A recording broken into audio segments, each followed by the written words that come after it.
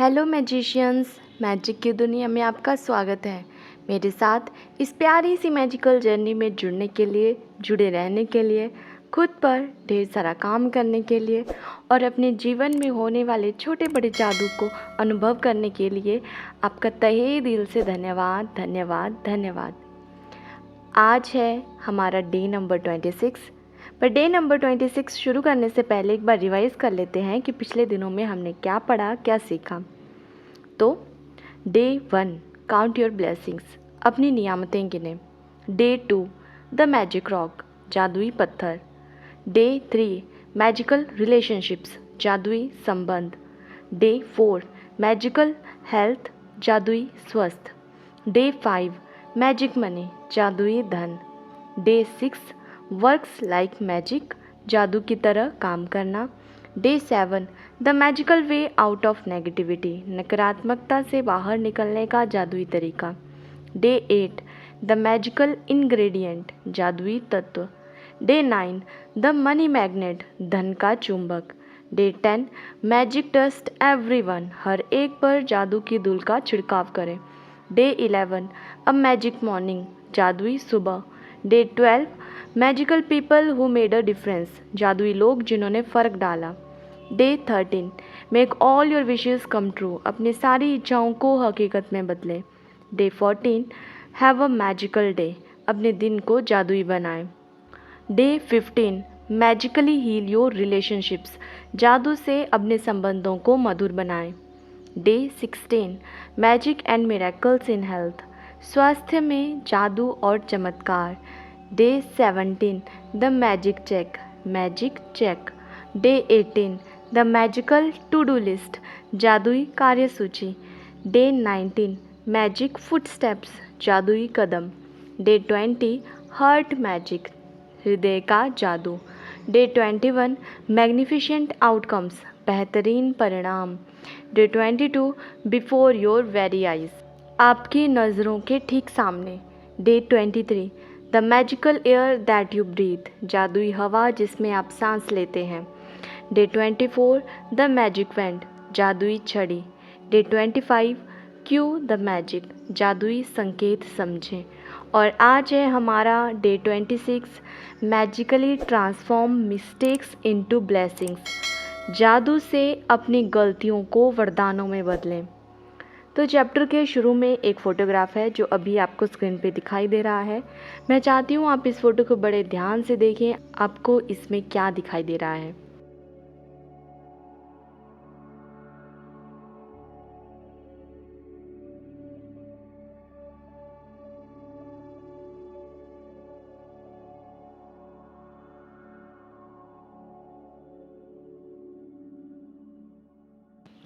तो फोटोग्राफ में हमें दिखाई दे रहा है कि आसमान की फ़ोटो है।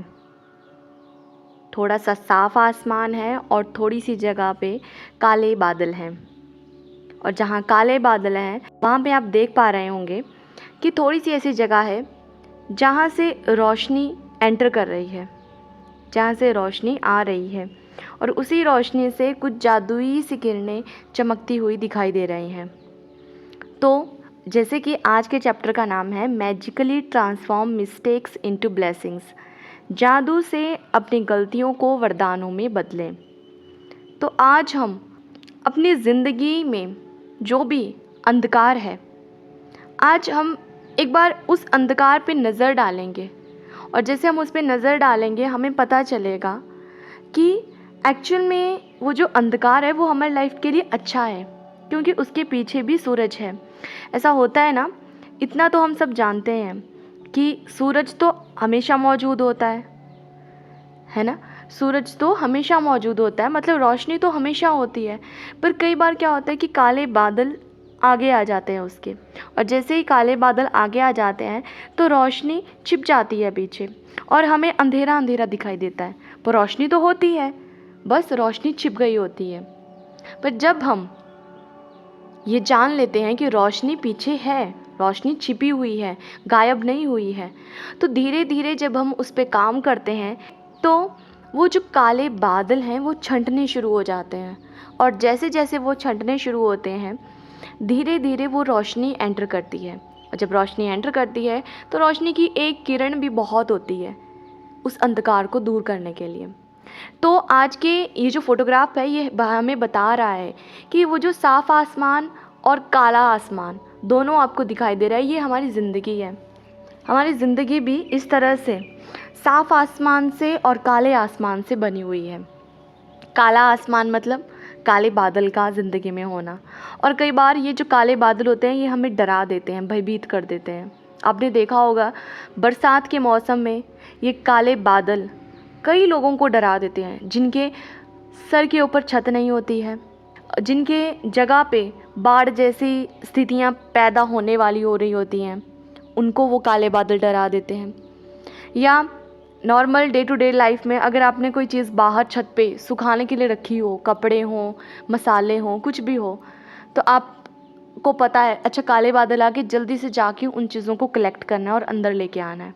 क्यों? वरना वो चीज़ें ख़राब हो जाएंगी। तो ये जो काले बादल होते हैं कई बार हमें डरा देते हैं। कुछ लोगों को वो जो काले बादलों से वो जो गड़गड़ाहट की आवाज़ आती है, बिजली का चमकना होता है, उससे डर लगता है। कई बार पावर कट लग जाते हैं, उससे डर लगता है। तो ऐसी चीज़ें, ये तो मैंने डे टू डे लाइफ की बात की कि हाँ काले बादल तो हमें भी कई बार डरा देते हैं। कई बार तो बहुत अच्छा लगता है जब बारिश की ज़रूरत होती है तो हम उसको एंजॉय भी करते हैं। तो हमें अपनी ज़िंदगी में अगर काले बादल हैं तो उनको एंजॉय करना है। क्यों? क्योंकि हर चीज़ का अपना समय है। देखो प्रकृति में एक नियम है कि प्रकृति में हर चीज़ बदल रही है, हर चीज़ बदल रही है, वक्त बदल रहा है, हर चीज़ बदल रही है। आपने देखा होगा रात और दिन का सिस्टम यहाँ पे है। रात होता है, दिन होता है, सुबह होती है, दोपहर होती है, शाम होती है। वक्त के साथ साथ मौसम बदलते हैं, ऋतुएं बदलती हैं। एक पेड़ जो आज आपको हरा भरा बिल्कुल पत्तियों से, फल फूलों से लदा हुआ दिखाई दे रहा है, कुछ टाइम के बाद वो सारी पत्तियाँ, फल फूल सब झड़ जाएंगे, वो पत्तियाँ पीली पड़ जाएंगी और वो जड़ के नीचे गिर जाएंगी। तो एक टाइम ऐसा आएगा उस पेड़ पे सिर्फ और सिर्फ लकड़ियाँ ही दिखेंगी। आपको ऐसा लगेगा कि जैसे पेड़ में कुछ है ही नहीं, पत्ता, आपको पेड़ पे एक पत्ता भी नहीं दिखाई देगा। पर जब आप पेशेंस रखते हो, आपको पता है कि नहीं आ जाएंगे, विश्वास है आपको कि नहीं आ जाएंगे पत्ते, फिर से फल फूल सब फिर से आएगा, तो आपको पता है कि वो होगा। और कुछ समय के बाद वो हो भी जाता है। धीरे धीरे वो कोमल कोमल पत्तियाँ आना शुरू होती हैं, फिर से पेड़ लद जाता है फल फूलों से, पत्तियों से, है ना। तो हमें ये पता है कि अच्छा प्रकृति में ये सब चलता रहता है, चलता रहता है।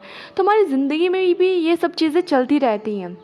कभी ज़िंदगी हमें बहुत अच्छा फील करवाती है, कभी ज़िंदगी में हम बहुत डाउन फेस में चले जाते हैं। अप एंड डाउन ये तो चलता ही रहता है ज़िंदगी में। तो ये जो चैप्टर में फ़ोटोग्राफ है ये हमें दिखा रही है कि ये हमारी ज़िंदगी की फ़ोटो है। ज़िंदगी में साफ़ आसमान और आसमान काले बादलों से घिरा हुआ दोनों होते हैं, पर हमें ये नहीं भूलना है कि रोशनी हमेशा वहाँ पे मौजूद होती है। ये जो काले बादल हैं ये भी जब छट जाते हैं तो रोशनी आ जाती है। हमें उनसे डरना नहीं है, घबराना नहीं है। क्यों?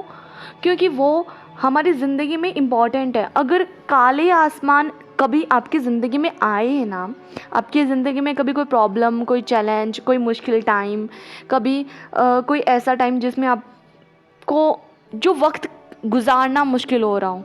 कई बार ऐसा होता है ना ज़िंदगी में एक एक मिनट एक घंटे के बराबर लगता है। तो अगर वो टाइम कभी आपने कभी देखा ही ना लाइफ में, तो आपको वो जो नॉर्मल आपको अच्छा समय मिल रहा है, पॉजिटिव अच्छा सब मिल रहा है, आपको उसकी कदर नहीं होगी। क्योंकि ये इंसानी फितरत है, जो हमारे पास होता है ज़्यादा क्वांटिटी में होता है, हर बार अवेलेबल होती है जो चीज़, हमें उसकी कदर नहीं होती है। तो अगर आप चाहते हो कि आपको अपनी ज़िंदगी में उतनी ही कदर हर चीज़ की हो, तो ये बहुत ज़रूरी है कि आपकी लाइफ में दोनों चीज़ें हों। दिन ही दिन हो अगर ज़िंदगी में, तो रात का कोई महत्व नहीं रहेगा। अगर रात ही रात हो तो दिन का कोई मतलब नहीं रहेगा। दोनों का एक साथ होना बहुत ज़रूरी है, क्योंकि ये जो दुनिया है ये डुअलिटी की दुनिया है, ये द्विआयामी दुनिया है। यहाँ पे हर चीज़ डुअलिटी में चलती है। जैसे अगर रात है तो दिन है, अच्छा है तो बुरा है, सही है तो गलत है, खूबसूरती है तो बदसूरती भी है, अगर डिवाइन है तो एविल भी है। तो हर चीज़ द्विआयामी है। तो सेम इसी तरह से अगर गलती है तो सबक भी है। पर हम क्या करते हैं, हम अपनी गलतियों को ना बहुत ज़्यादा हावी कर लेते हैं खुद पे।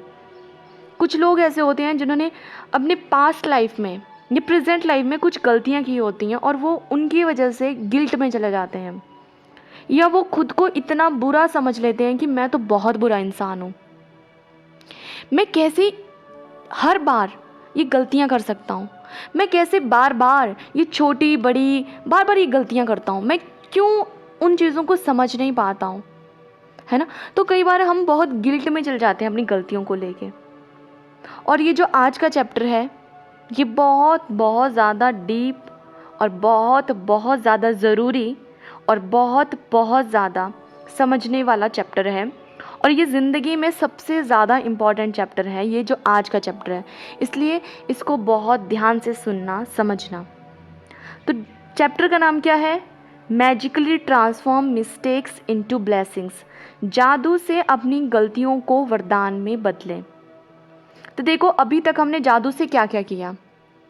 अभी तक हमने जादू से अपने रिश्तों को ठीक किया, हमने पास्ट पे, प्रेजेंट में, फ्यूचर में, तीनों वक्त में जाके अपने रिश्तों पे, अपनी हेल्थ पे, अपनी वेल्थ पे, हर चीज़ पे काम किया।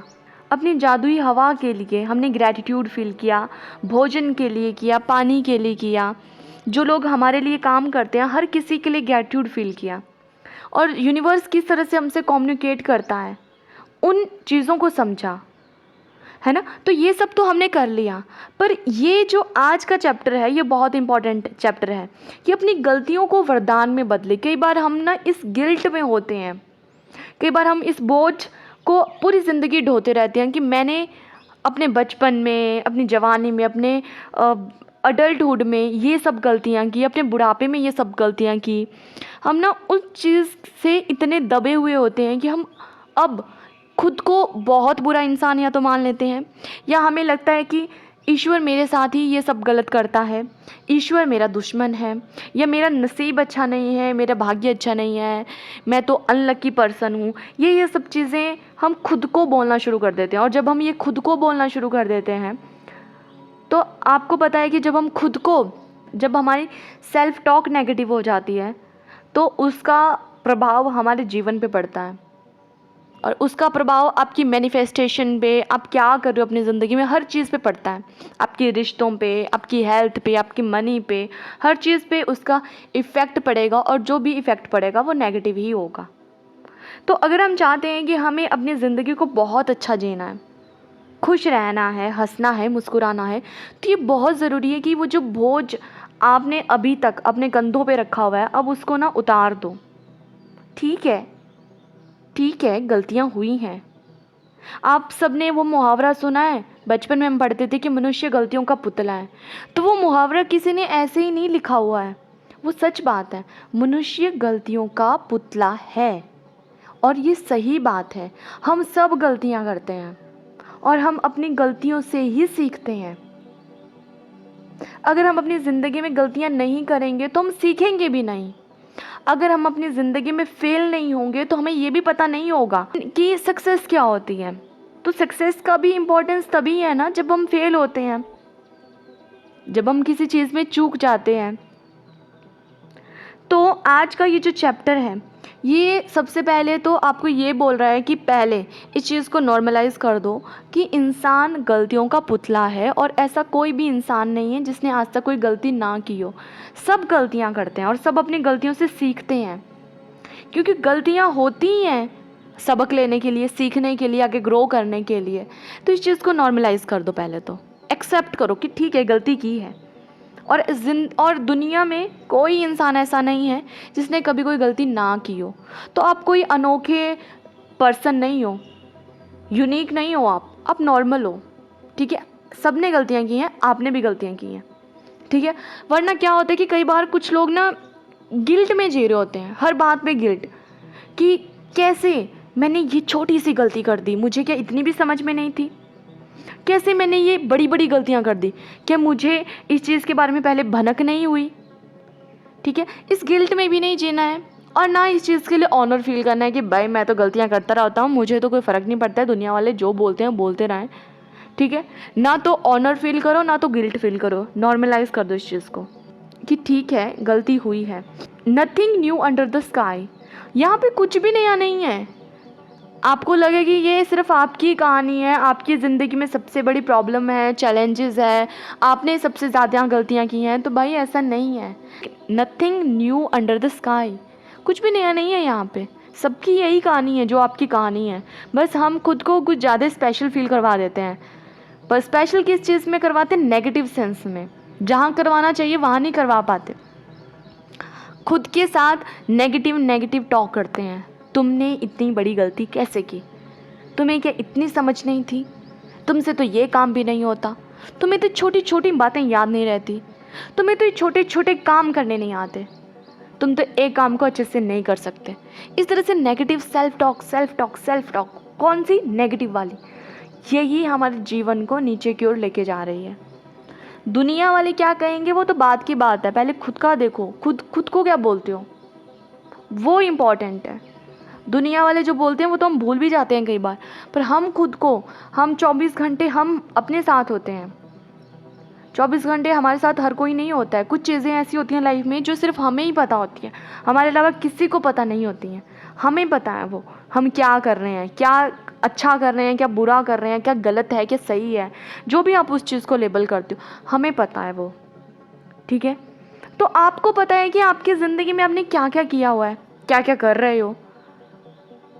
तो आज आपको अपनी गलतियों से सबक सीखना है इस चैप्टर के द्वारा, और अपने जीवन को शुक्रानों से भर देना है, अपनी उन गलतियों को वरदानों में बदल देना है कि आपके मुंह से ये निकले कि वाओ, कि थैंक यू यूनिवर्स, आपने उस टाइम उस चीज़ से मुझे ये सब चीज़ें सिखाई, उस चीज़ ने मुझे इतना स्ट्रांग बनाया, उस चीज़ ने मुझे ये बताया कि ऐसी सिचुएशंस में कैसे डील किया जाता है।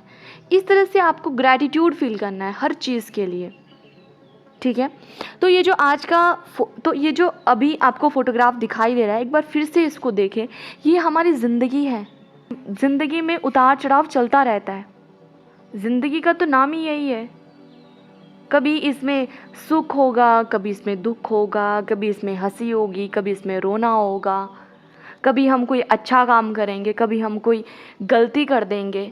ये ज़िंदगी का पार्ट है, it's a part of life, और हर किसी की ज़िंदगी ऐसी ही है। तो ये जो काले बादलों में से थोड़ी सी जगह से ये जो रोशनी आज निकल रही है, ये रोशनी आज का चैप्टर हमारी ज़िंदगी में लाने वाला है। जो भी अंधकार आपके जीवन में आज है, आज के चैप्टर को पढ़ने और समझने के बाद से आपकी ज़िंदगी में वो थोड़ा सा स्पेस बना देगा, जहाँ से आपको पता चलेगा कि रोशनी की किरणें अब अंदर आ रही हैं, और जैसे थोड़ी सी भी किरण अंदर आई, धीरे धीरे सारी वो काले बादल, सारा वो काला अंधेरा आपकी लाइफ से छट जाएगा, ठीक है। तो कैसे होगा ये? जादू से सीखेंगे ना आज हम ये, ठीक है। तो आइए अब चैप्टर शुरू करते हैं। डे 26, 26वां दिन। Magically transform mistakes into blessings, जादू से अपनी गलतियों को वरदान में बदलें। तो चैप्टर शुरू होता है एक कोट के साथ, turn your wounds into wisdom, अपने जख्मों को बुद्धिमत्ता में बदलें। और ये कहा है ओपरा विनफ्रे, जो कि एक मीडिया पर्सनैलिटी और बिजनेस वूमन है।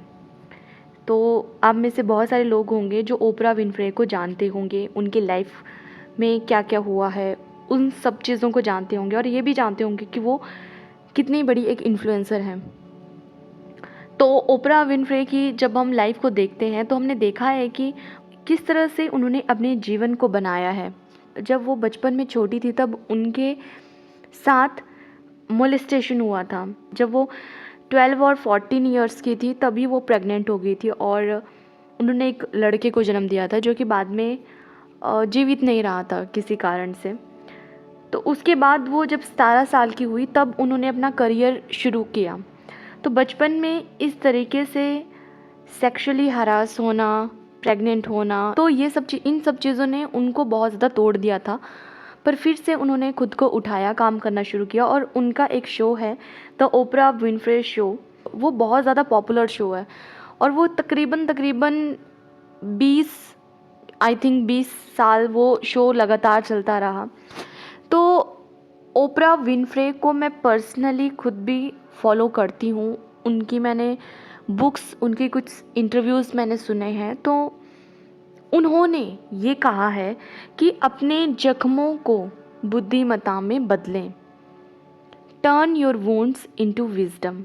देखो, अपने जख्मों को बुद्धिमत्ता में बदलने का मतलब है कि आप उनसे सबक लें।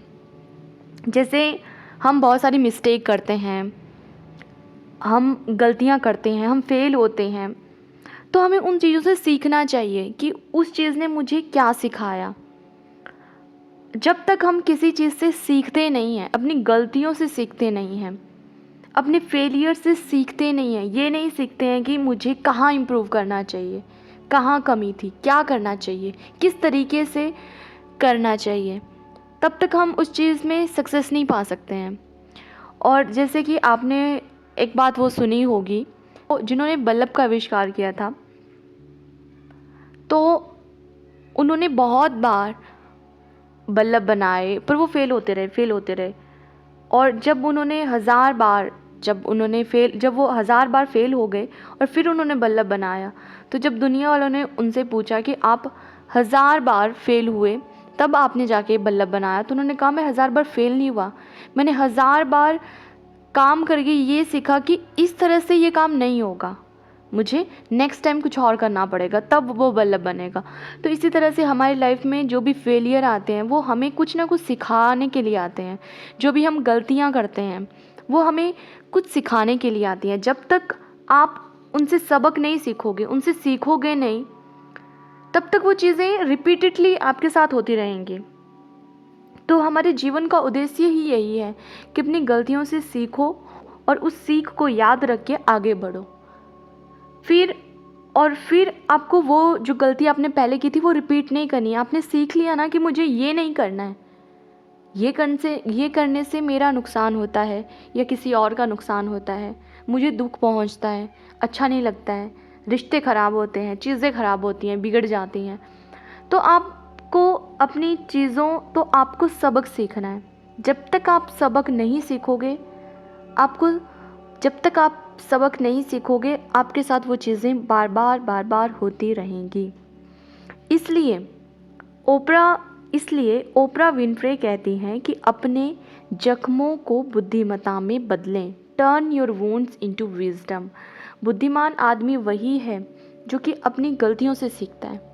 पर यह ज़रूरी नहीं है कि आपको सिर्फ अपनी गलतियों से सीखना है, आप दूसरों को भी देख सकते हैं, उनकी गलतियों को भी देख सकते हैं कि अच्छा उसने वो गलती की थी, उसकी वजह से उसके साथ वो हुआ, तो आप उनसे भी सीख सकते हो। बुद्धिमान आदमी वो भी होता है।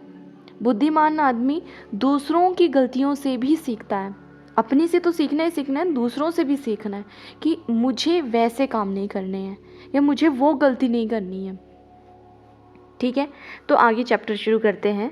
रोंडा बैन कहती हैं, हर गलती एक छिपा हुआ वरदान है। आज का जादुई अभ्यास इसे साबित कर देगा, क्योंकि आप यह खोजने वाले हैं कि हर गलती के भीतर दरअसल अनकहे वरदान छिपे रहते हैं।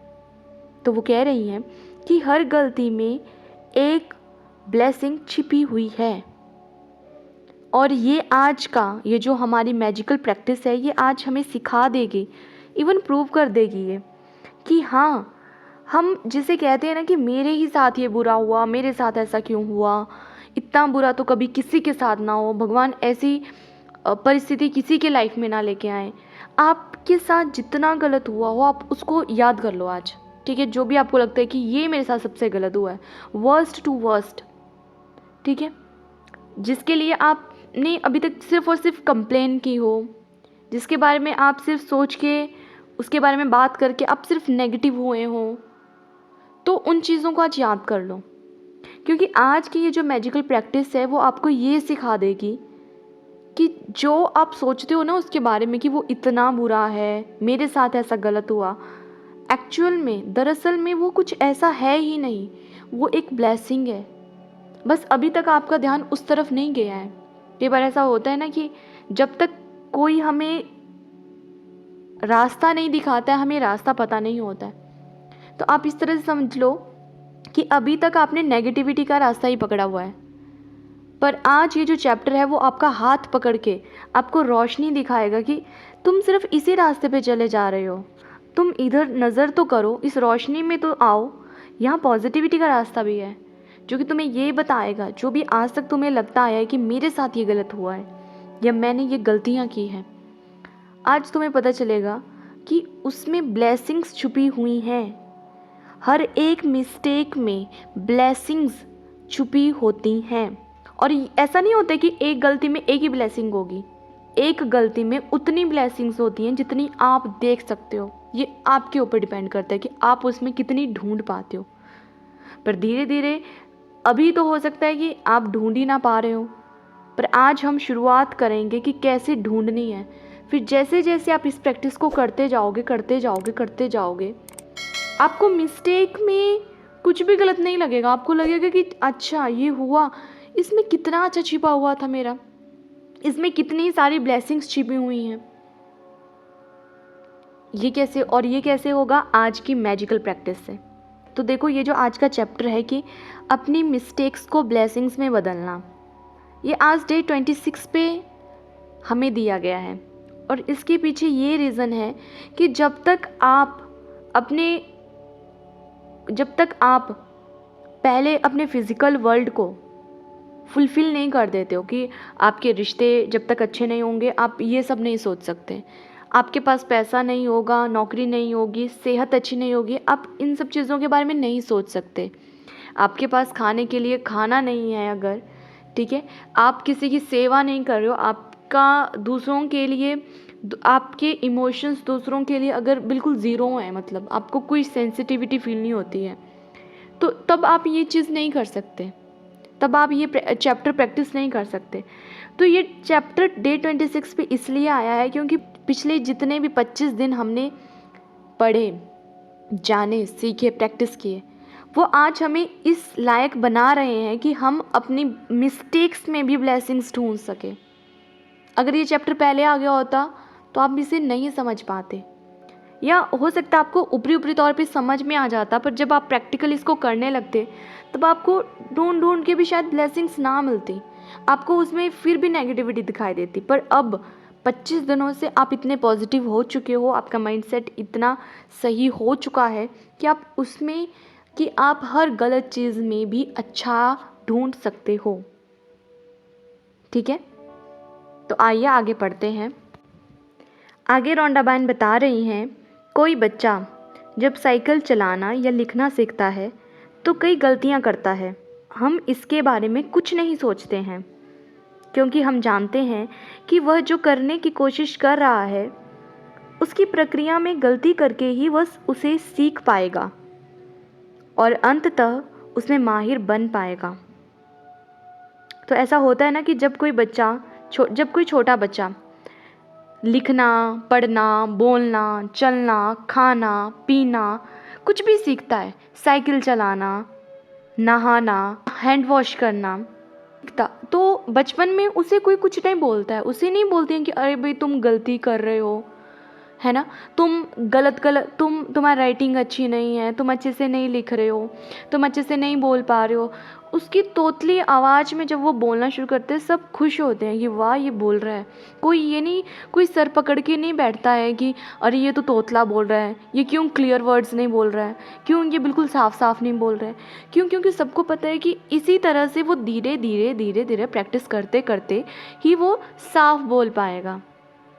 ऐसा ही होता है ना, जब हम नई साइकिल चलाना सीखते हैं तब कोई हमें डांटता नहीं है, कोई ये नहीं बोलता कि अरे तुम गिर क्यों गए, तुम अच्छे से पैडल नहीं मार रहे हो, तुम्हारा अच्छे से बैलेंस नहीं बन रहा है, 2 दिन हो गए सीखते हुए, बैलेंस नहीं कर पा रहे हो तुम, तब तो कोई कुछ नहीं बोलता है।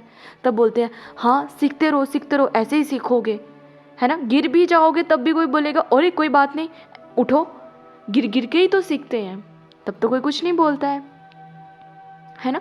ऐसा क्यों होता है कि बचपन में जब हम कुछ भी सीखते थे, कोई नई चीज़, तब हमें ये बोला जाता था कि कोई बात नहीं, कुछ गलत नहीं है।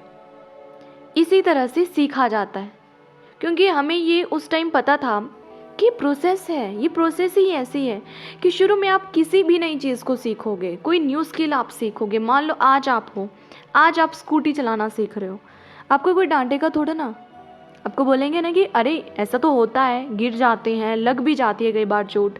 आप नई नई कार ड्राइव करना सीख रहे हो, तब भी आपको ऐसा बोला जाता है कि कोई बात नहीं।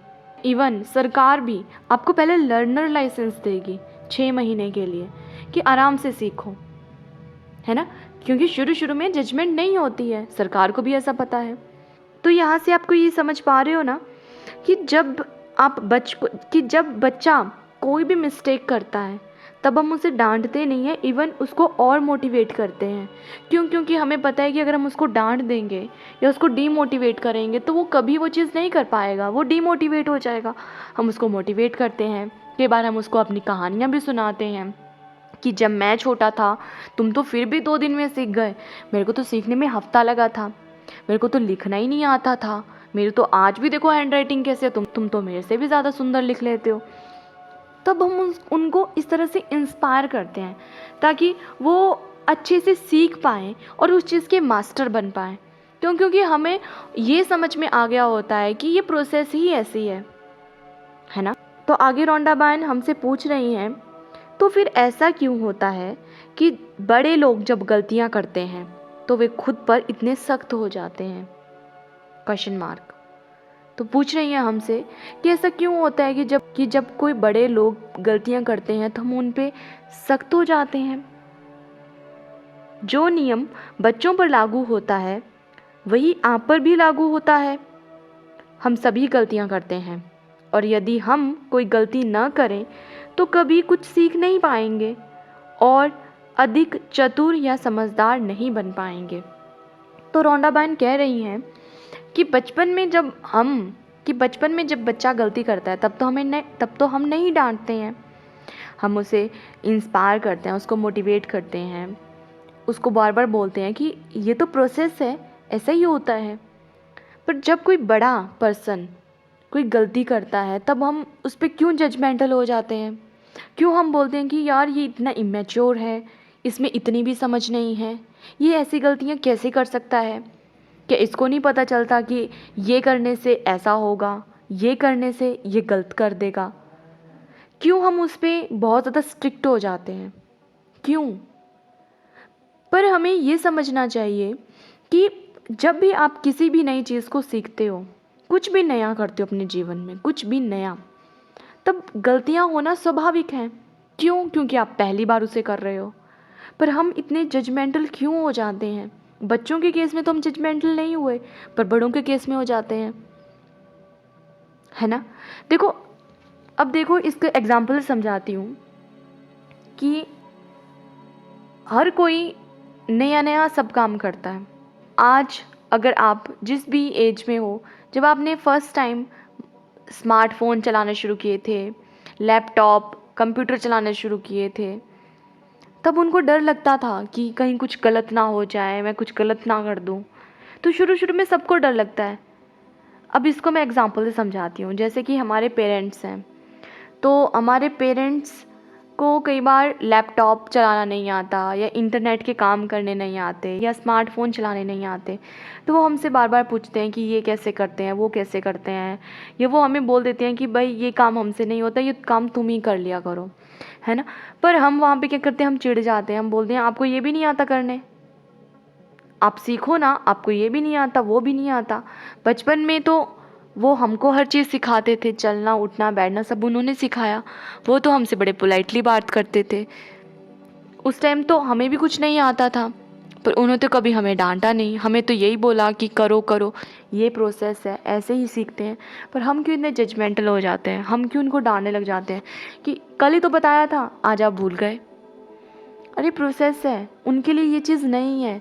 तो हर किसी के लिए हर चीज़ नहीं होती है, हर किसी के लिए हर चीज़ नहीं होती है।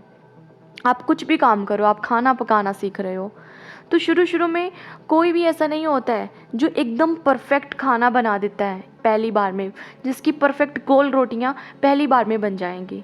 या जिसकी सब्जी एकदम परफेक्ट नमक मिर्च तेल सब एक बराबर होगा।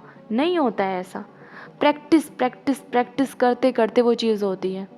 झाड़ू पोछा करना, वो भी शुरू शुरू में नहीं आता है अच्छे से, करते करते पता चलता है कि कैसे दबा दबा के झाड़ू करना होता है, कोनों कोनों से कैसे सफाई करनी होती है, कैसे पोछा लगाना होता है, जब ऑनलाइन कैसे काम किया जाता है, कैसे मीटिंग्स की जाती हैं। शुरू शुरू में हमको भी पता नहीं था, सीखा। आजकल तो सीधा क्या होता है, यूट्यूब पे जाओ, वहाँ पे लिख दो ये चीज़ कैसे की जाती है, एकदम से वीडियो मिल जाती है, उसको देख के हम काम करना शुरू कर देते हैं, है ना। तो इसी तरह से तो हम सीखते हैं, सीखते सीखते काम करते करते हम उस चीज़ में माहिर होते हैं। पर हम ऐसा क्यों करते हैं कि बच्चों के केस में तो हम थोड़े पोलाइट हो जाते हैं उनके लिए, पर बड़ों के केस में हम जजमेंटल हो जाते हैं। अपनी बारे में तो चलो सब समझ में आता है कि ठीक है, शुरू शुरू में सबसे गलतियाँ होती हैं, पर जब हम दूसरों की लाइफ को देखते हैं तब हम उन पे क्यों जजमेंटल हो जाते हैं, तब हम उन पे क्यों जजमेंट पास करते हैं कि वो इतनी बड़ी गलती कैसे कर सकता है। उसको नहीं है पता कि ये करने से ये अंजाम होगा। हो सकता है उसके लिए वो चीज़ नहीं हो, उसको नहीं समझ में आ रही हो। तो ये सवाल आज खुद से करो कि हम ऐसा क्यों करते हैं कि हम बड़े अपने केस में बहुत जजमेंटल हो जाते हैं। खुद को लेके हमारे जो धारणाएं होती हैं वो बिल्कुल एकदम से नेगेटिव हो जाती हैं। हमारी सेल्फ टॉक बिल्कुल नेगेटिव हो जाती है। दूसरों के बारे में हम जो सोचते हैं, उनकी एक गलती, देखो आपने सुना ही होगा कि कोई आपके लिए 1000 चीज़ें अच्छी कर दे, पर उसकी अगर एक गलती आपने पकड़ ली तो वो 1000 जो अच्छी चीज़ें की होगी वो आप भूल जाओगे। अपने बारे में तो हम ये चीज़ें समझ में आ जाती, अपने बारे में तो ये चीज़ें समझ में आ जाती हैं, पर दूसरों के केस में हम भी तो वैसे ही करते हैं। हमें ये भी तो समझना चाहिए हम क्यों दूसरों पे हम क्यों दूसरों को हर चीज़ के लिए जज करते रहते हैं, हम क्यों खुद को हर चीज़ के लिए जज करते रहते हैं, क्यों हम खुद पे इतने सख्त होते हैं, क्यों। आपने देखा होगा कि कुछ लोगों की मैरिड लाइफ अच्छी नहीं होती है। देखो हर किसी की परवरिश हमारे जैसी नहीं होती है। अगर हमें ऐसा लगता है कि हम रिश्तों में बहुत अच्छे से एडजस्ट कर लेते हैं, इसका मतलब ये नहीं है कि सामने वाला भी वैसा ही हो। तो कई बार जब हम किसी का ऐसा केस सुनते हैं कि उनका रिश्ता टूट रहा है किसी के भी साथ, चाहे पति पत्नी का रिश्ता हो या दोस्त के साथ कोई रिश्ता हो, तो हम बड़े जजमेंटल हो जाते हैं कि अरे यार इतनी बड़ी गलती उन्होंने कैसे कर दी, है ना। वो ऐसे कैसे कर सकते हैं, क्या उनको नहीं पता कि कैसे एडजस्ट किया जाता है, कैसे रिश्तों को संभाला जाता है। अगर शादी की बात करें कि जब हम किसी के डाइवोर्स केस के बारे में सुनते हैं तो हम कितने जजमेंटल हो जाते हैं कि इतनी सी बात के लिए कौन डाइवोर्स लेता है, बोलते हैं ना हम। पर कई बार हमें ये समझना चाहिए कि अरे शादी भी तो फर्स्ट टाइम की है, किसी ने उनको बताया थोड़ा ना कि कैसे करते हैं। हो सकता है उन्होंने लाइफ में कभी ऐसा कोई परफेक्ट एग्जाम्पल देखा ही ना हो। एक होता है ना कि उन्होंने लाइफ में सीखा ही ना हो कि शादी या निभाई कैसे जाती है, उनके सराउंडिंग में ऐसा कोई अच्छा इन्वायरमेंट ही ना रहा हो। उन्होंने बचपन से यही देखा हो कि शादियां कैसे टूट जाती हैं। अब जैसे फॉरेन कंट्रीज़ में बात की जाए तो वहाँ पे शादी होना बहुत बड़ी बात होती है। वो पहले ही लिव इन रिलेशनशिप में रहते हैं, रहते रहते उनके बच्चे भी हो जाते हैं, तो बच्चे वो पैदा भी कर लेते हैं, पाल भी लेते हैं, पर शादी नहीं करते हैं वो। और इसी तरह से वो आगे मूव ऑन कर जाते हैं, बच्चे भी साथ में पल रहे होते हैं, तो बच्चे के पिता कोई और होते हैं और जो उनकी मदर का हस्बैंड या उनके फादर की वाइफ होती है वो कोई और होती है। तो वहाँ पे ये सिस्टम चलता है, उनको कभी किसी ने सिखाया ही नहीं है, वो ऐसे trial and error method use करते रहते हैं। आपने कभी ऐसी वीडियो देखी होगी कि जब कोई लड़का किसी लड़की को प्रपोज करता है तो वो कितनी एक्साइटेड हो जाती है, वो रोने लग जाती है। हमारे यहाँ ऐसा क्यों नहीं होता है? क्यों? क्योंकि हमने बचपन से ही देखा है कि शादियाँ कैसे निभाई जाती हैं, है ना। हमारे यहाँ पे पेरेंट्स इन्वॉल्व होते हैं, परिवार इन्वॉल्व होते हैं, रिश्तेदार इन्वॉल्व होते हैं शादी में, तब शादी होती है। पर वहाँ ऐसा नहीं होता है। वहाँ अगर एक दूसरे को शादी के लिए प्रपोज कर दिया जाए तो वो बहुत बड़ी बात होती है, क्योंकि उनको पता ही नहीं है कि कैसे शादी करके रहा जाता है। तो देखना, हम जब भी किसी के बारे में कुछ सुनते हैं हम एकदम से जजमेंट पास कर देते हैं, पर हमें अब से ऐसा नहीं करना है। हमने यही देखना है कि अच्छा अगर किसी ने कोई गलती की, ठीक है, तो भाई वो प्रोसेस में है, उसने गलती की, वो गलती से सीखेगा और उसको सुधार लेगा, सबक सीख लेगा। क्या पता उसको पता ही ना हो कि कैसे इस चीज़ से डील किया जाता है, कैसे एडजस्ट किया जाता है, कैसे एक दूसरे के साथ नेगोशिएट किया जाता है, नहीं पता हो, है ना। तो ये एक ऐसी बात है जो मुझे अब समझ में आ रही है कि हाँ, मैं बहुत केसेस में बहुत जल्दी जजमेंटल हो जाती हूँ। अब ये तो ज़रूरी नहीं है कि मेरे हिसाब से ही हर चीज़ हो या मुझे जो चीज़ें पता हो वो हर किसी को पता हो, नहीं है ना, उसके लिए वो चीज़ नहीं हो।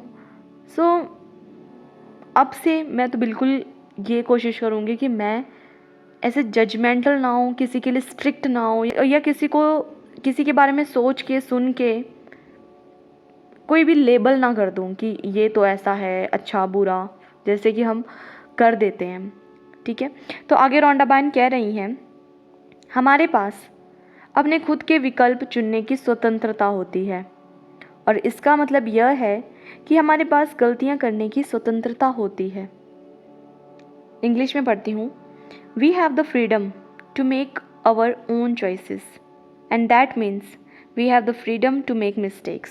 इस लाइन को ना कहीं पे लिख लेना, समझ लेना, और बुक है तो अंडरलाइन कर लेना कि हमारे पास चॉइसेस होती हैं, हमारे पास चूज़ करने की स्वतंत्रता है, इसी वजह से हम मिस्टेक करते हैं। फॉर एग्ज़ाम्पल शादी की बात करते हैं। कई बार क्या होता है कि शादी के बाद एक्स्ट्रा मैरिटल अफेयर शुरू हो जाते हैं, चाहे हस्बैंड का हो, वाइफ का हो या दोनों का हो, किसी का भी हो सकता है। तो वो क्यों शुरू होता है? क्योंकि हमें लगता है कि इससे बढ़िया कुछ और हमें मिलेगा, कुछ और एक्सपोज करेंगे, इससे बढ़िया कुछ होगा। अगर ऐसा हो कि आपको ये पता हो कि आपके पास चॉइस ही नहीं है कोई, आपको ये पता है कि ये एक इकलौती औरत है इस दुनिया पे और ये एक इकलौता आदमी है, इसके अलावा कोई है ही नहीं, तो आप क्या उसके अलावा किसी और को देखते, किसी और के बारे में सोचते? बिल्कुल नहीं। क्योंकि चॉइस ही नहीं है। अब चॉइसेस हैं तो आप आगे पीछे देखते हैं। अब इसको इस तरह से समझते हैं कि जैसे हिंदुइज़्म में एक ही शादी अलाउड होती है, कि आप एक ही शादी कर सकते हो। अगर आपको दूसरी करनी है तो आपको पहली वाली को तलाक देना पड़ेगा, है ना। पर मुस्लिम में आप 3 शादियां कर सकते हो, उनके रूल्स के अकॉर्डिंग 3 शादियों को अलाउ किया जाता है। हमारे यहाँ एक ही की जाती है। तो उनके अकॉर्डिंग उनके पास 3 चॉइसेस हैं, उनको एक सही लगा, किसी और के साथ करने चाहो कर सकते हैं, किसी और के साथ करनी चाहो कर सकते हैं। हमारे यहाँ क्या रूल है? एक मतलब एक, उसके बाद आपके पास ऑप्शन ही नहीं है, ऑप्शन कट। ठीक है, वहाँ पे ऑप्शंस हैं तो आप वहाँ पे कर सकते हो। ठीक है, पर अगर आपको ऑप्शन ही ना दी जाए, आपको पता हो कि मेरे पास चॉइस ही नहीं है इसके अलावा कुछ और करने की, तब आप वो चीज़ करोगे, करने की सोचोगे? बिल्कुल नहीं। आपके पास चॉइसेस अवेलेबल हैं, आपको ये स्वतंत्रता दी गई है, इसलिए ये हो रहा है। अब यहाँ क्या हुआ हिंदुइज़्म में कि आपने देखा होगा कि कुछ सालों में तलाक लेने का, देने का जो रेट है वो ज़्यादा हो गया है। पहले नहीं होता था। पहले हमारे दादा दादी या उनसे भी जो पूर्वज हमारे थे, या हमारे मम्मी पापा के केस में भी, वहाँ पे बहुत कम ये चीज़ थी कि डाइवोर्स केस बहुत रेयरली सुनने को मिलते थे। कोई ऐसा नहीं होता था कि कोई छोड़ के चला जाता था, नहीं। क्योंकि उनको पता था कि ऑप्शन ही कोई नहीं है। अब क्या है, अब ये चीज़ इतनी ज़्यादा, एक होता है ना कि हाइप पे चली गई है कि ठीक है, अगर नहीं शादी कर लो, शादी करके देख लो, अगर सब सही नहीं बैठता है तो डाइवोर्स करके आ जाना, फिर कोई और देख लेना। अब ये चीज़ नॉर्मलाइज़ कर दी है, और नॉर्मलाइज़ कर दी है तो ये चीज़ ऑप्शन में आ गई है, ऑप्शन में आ गई है तब ये चीज़ ज़्यादा बढ़ रही है। तो यहाँ पे गलतियाँ ज़्यादा हो रही हैं। इंसान जो पति पत्नी है, उनके पास हमेशा ऑप्शन रहती है कि भले ही घर पे बीवी हो या पति हो, वो एक बार एक नज़र बाहर रखेगा। क्योंकि उसको पता है डाइवोर्स वाली ऑप्शन है, और अगर मैं कर भी लूँगा या दे भी दूँगा तो ये चीज़ नॉर्मल है सोसाइटी में। पहले वो चीज़ नॉर्मल नहीं होती थी। बहुत सारे लोग ऐसे भी थे जो अगर किसी दूसरे के साथ एडजस्ट नहीं कर पा रहे हो, वो फिर भी छोड़ के नहीं जा सकते थे, लाज इज्जत के कारण, ना, सोसाइटी क्या बोलेगी। अब ऐसा नहीं है, कौन क्या बोलेगा, कोई किसी को फ़र्क नहीं पड़ता।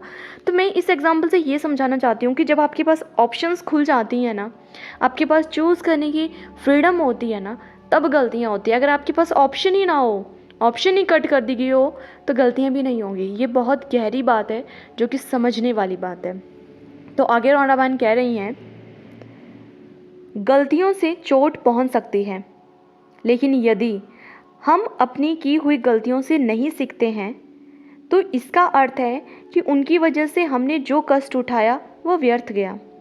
अब आप खुद सोचो, गलतियां जो हमारी रहती हैं उनसे हमें चोट तो पहुंचती है, हाँ, लेकिन अगर हम उन गलतियों से सीखें ही ना, वो गलती जो हमने की वो हमें कुछ सिखाएगी, क्योंकि गलती एक गुरु होती है और गुरु हमेशा हमें कुछ सिखाता है।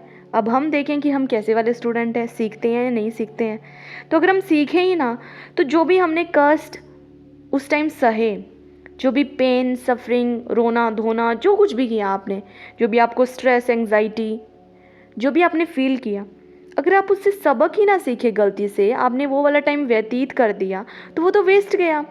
आपने जो सिखाने के लिए गलतियाँ आई थी, अगर आप वो नहीं सीखोगे तो आपने टाइम वेस्ट किया, एनर्जी वेस्ट की, सब वेस्ट ही हुआ आपका वो।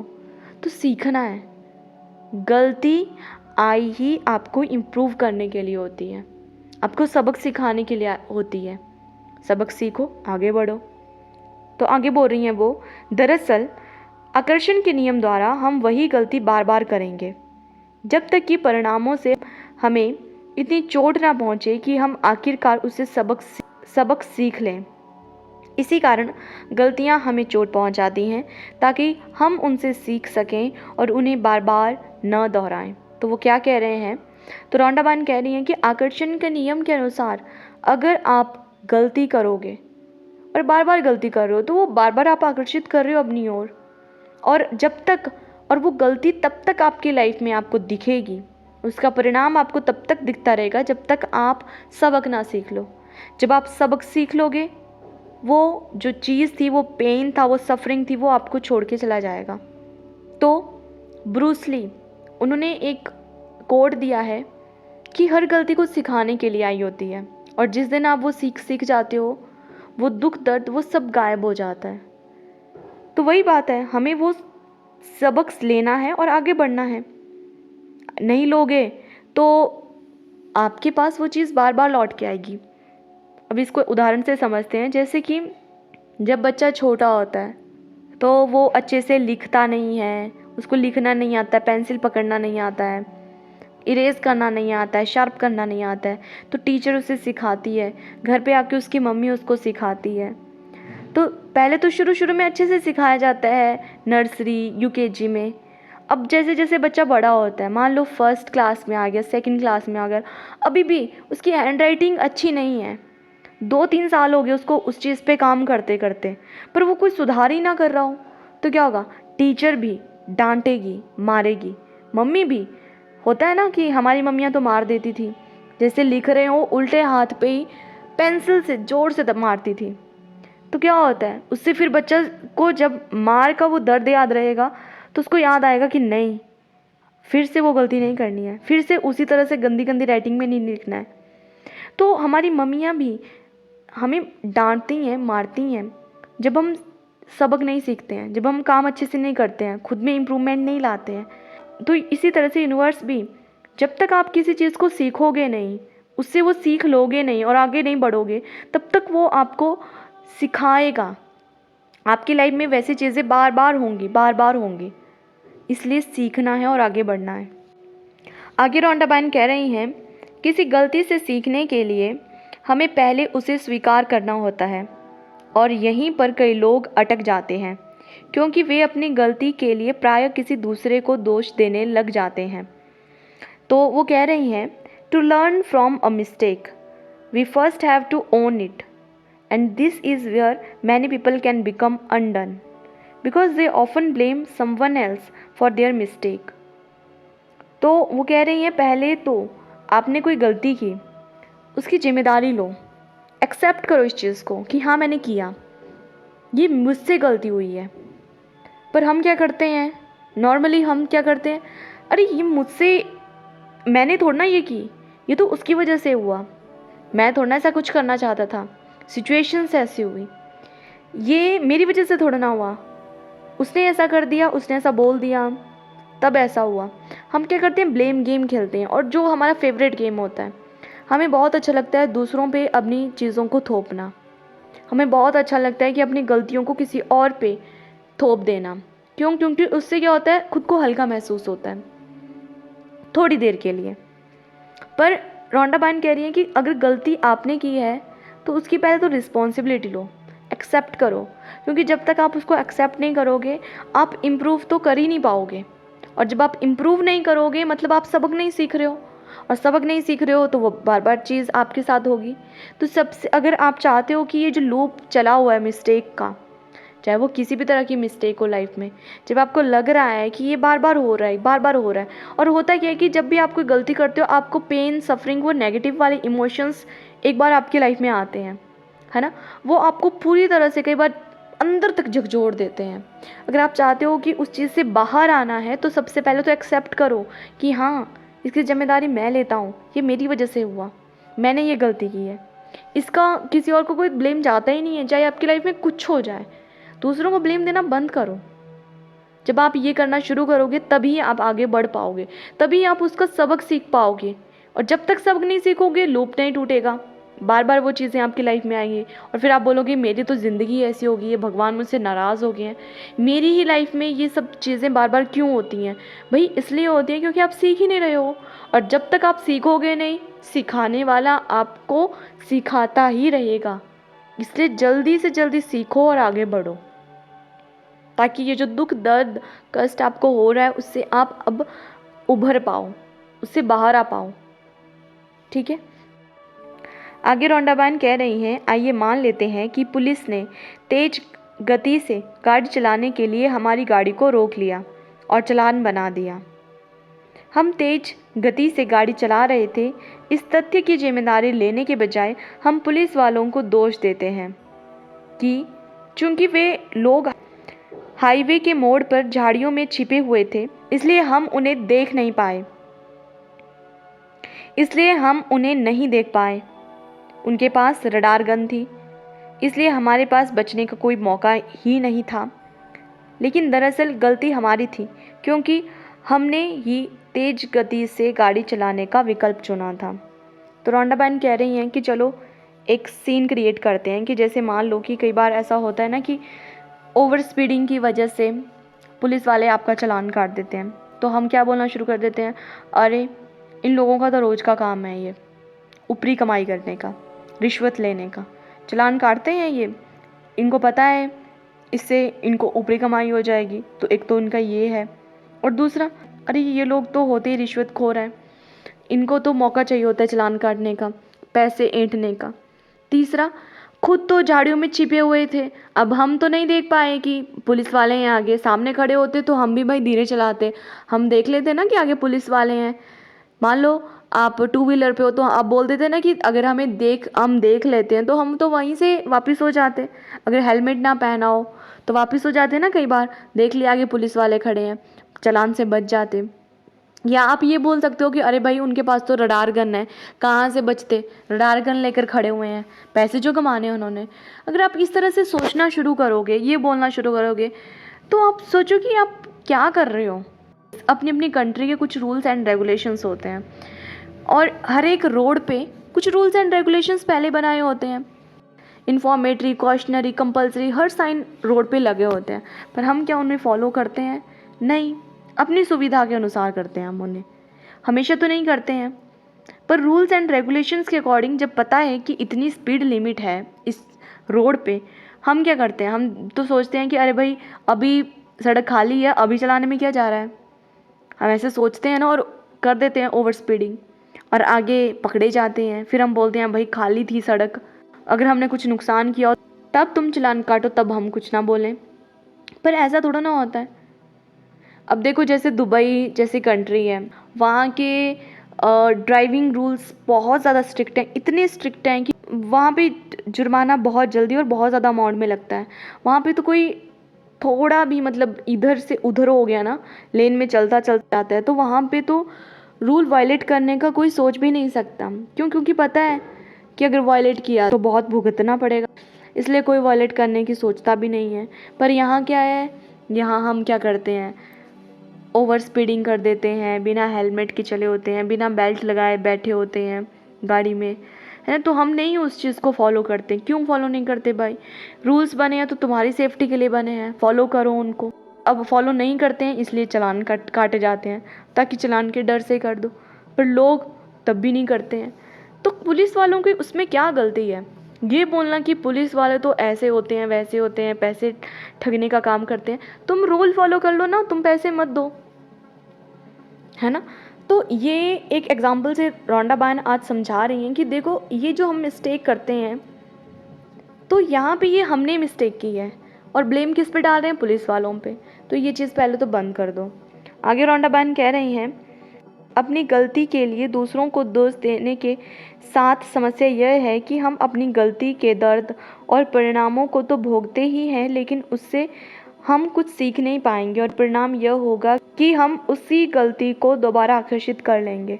तो देखो, अगर आप इस तरह से ब्लेम गेम करोगे, ये जो ऊपर एग्जांपल दिया उसमें अगर पुलिस वालों की सारी गलती बता दोगे, ये नहीं सीखोगे कि भाई नेक्स्ट टाइम मैं ये चीज़ नहीं करूँगा, नेक्स्ट टाइम मैं हेलमेट पहन के चलूँगा, रूल्स एंड रेगुलेशंस को फॉलो करूँगा, ओवर स्पीडिंग नहीं करूँगा। अगर आप ये सोचते हो तब तो ठीक है, पर नहीं, अगर आप ये नहीं सीखते हो, चालान भी दे रहे हो, टाइम भी वहाँ वेस्ट हुआ, एनर्जी भी वहाँ लगी, पुलिस वालों के साथ बहस की तो टाइम भी वहाँ पे लगा, टाइम वेस्ट हुआ, दूसरा कि एनर्जी वेस्ट हुई, बेफालतू में गाली गलोच वो जो भी है, जुर्माना देना पड़ा। अगर नहीं सीखोगे, दूसरी बार फिर से वही गलती करोगे, उसी रोड पे जा रहे हो, ओवर स्पीडिंग कर रहे हो, फिर से चालान कटेंगे, फिर बोलोगे भाई मेरा तो हमेशा ही चालान कटता है। भाई चालान तो कटता रहेगा, जो रूल्स एंड रेगुलेशंस उनको फॉलो करो। तो ये रोंडा बायन हमें सिखा रही है कि जब भी आप कोई गलती करते हो, जब तक आप सीखोगे नहीं, वो चीज़ लॉ ऑफ अट्रैक्शन से आपकी और अट्रैक्ट होती रहेगी। तो वो जो आपके दुख दर्द, वो जो आपने परेशानियाँ उसकी वजह से झेली, वो कम थोड़ा ना होंगी, वो दोबारा आपकी लाइफ में आएंगी। और दूसरी बात कि वो आपको छोड़ के नहीं जाएंगी, और दूसरी बात कि उनको सहन करने का, वो जो दुख दर्द आपने देखे भोगे, उसका कोई फ़ायदा ही नहीं हुआ, क्योंकि आपने उसे कुछ सीखा ही नहीं, वो तो व्यर्थ गया, सब वेस्ट ही गया ना वो सब।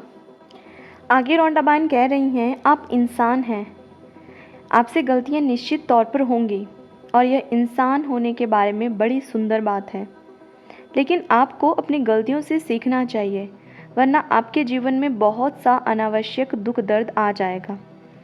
तो रोंडा बायन कह रही है, आप इंसान हैं, इंसान गलतियों का पुतला है। यहाँ पे कुछ भी ऐसा नहीं है कि जो सिर्फ आप ही कर रहे हो, ठीक है। और ऐसा कोई इंसान नहीं है जिसने कभी कोई गलती ना की हो, हर कोई गलतियाँ करता है, वहाँ से सीखता है और आगे बढ़ता है। तो निश्चित तौर पे आपसे गलतियाँ होंगी। There is nothing new under the sky. यहाँ पे कुछ भी ऐसा नहीं है जो नया है, सब पुराना है और सब करते हैं ये सब चीज़ें। पर बुद्धिमान इंसान वही होता है जो अपनी गलतियों से सीखता है और आगे बढ़ता है। और ये ज़रूरी नहीं है कि सिर्फ आपको अपनी गलतियों से सीखना है, आप दूसरों की गलतियों से भी सीख लो, उनसे भी आगे बढ़ो। तो अगर आप सीखोगे नहीं तो ये होगा कि वो चीज़ें रिपीट होती रहेंगी और अननेसेसरी ये जो लाइफ में नेगेटिविटी फैली हुई है, दुख दर्द है, ये सब आपकी लाइफ में रहेगा। इसलिए इससे अगर बाहर निकलना चाहते हो तो अपनी गलतियों से सीखो, सबक सीखो और आगे बढ़ो।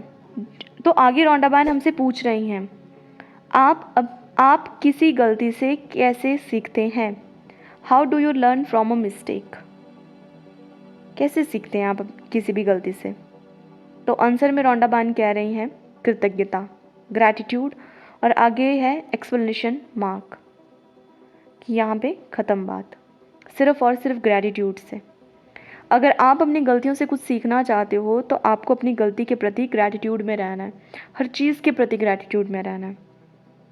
तो आगे वो बोल रही हैं, चाहे कोई चीज़ कितनी ही बुरी क्यों ना दिख रही हो, कृतज्ञ होने के लिए बहुत सी चीज़ें हमेशा रहती हैं। जब आप किसी गलती में कृतज्ञ होने के लिए अधिक से अधिक चीज़ों की तलाश करने लगते हैं तो आप जादू से उस गलती को वरदान में रूपांतरित कर देते हैं। गलतियाँ अधिक गलतियों को आकर्षित करती हैं और वरदान अधिक वरदानों को आकर्षित करते हैं। आप किसे अधिक पसंद करेंगे, वरदानों को या गलतियों को? तो रोंडा बायर्न कह रही हैं कि चाहे कितनी ही बुरी क्यों कोई सिचुएशन ना दिख रही हो आपको अपनी लाइफ में, चाहे कितनी ही गलत आपको अपने साथ, किसी और के साथ, कुछ भी, मतलब आपको ऐसा लग रहा हो कि इससे बुरा और कुछ नहीं हो सकता, आपको कितना ही बुरा क्यों ना कुछ भी लग रहा हो, कृतज्ञ होने के लिए, ग्रैटिट्यूड फील करने के लिए हमेशा हमेशा हमेशा कुछ ना कुछ चीज़ मौजूद होती ही है। अगर आपको अभी नहीं मिल रही है, इट मीन्स आपने उस तरफ अभी ध्यान ही नहीं दिया है। आपने सारी एनर्जी, सारा फोकस, सारा अटेंशन अभी नेगेटिविटी पे रखा है। अगर आज भी इस चैप्टर को सुनते हुए भी आपको अपनी गलती के लिए ये नहीं समझ में आ रहा हो कि कैसे उस चीज़ के लिए ग्रैटिट्यूड फील करूँ, तो इट मीन्स आपका फोकस ही नहीं है उधर। आप फोकस तो करो ना राइट साइड, आप फोकस तो करो ना पॉजिटिविटी की तरफ।